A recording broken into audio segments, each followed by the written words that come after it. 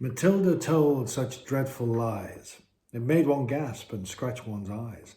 Her aunt, who from her earliest youth had kept a strict regard for truth, attempted to believe Matilda.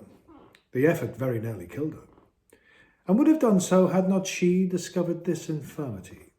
For once, towards the close of day, Matilda, growing tired of play, and finding she was left alone, went tiptoe to the telephone, and summoned the immediate aid of London's noble fire brigade. Within an hour, the gallant band were pouring in on every hand, from Putney, Hackney Downs and Bow, with courage high and hearts aglow. They galloped, roaring through the town. Matilda's house is burning down.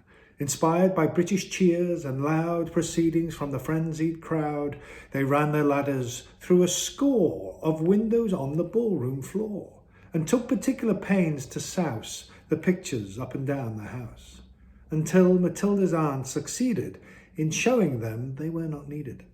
And even then she had to pay to get the men to go away. It happened that a few weeks later, her aunt went off to the theatre to see that interesting play, The Second Mrs. Tourniquet. She had refused to take her niece to hear this entertaining piece, a deprivation just and wise to punish her for telling lies. That night, a fire did break out.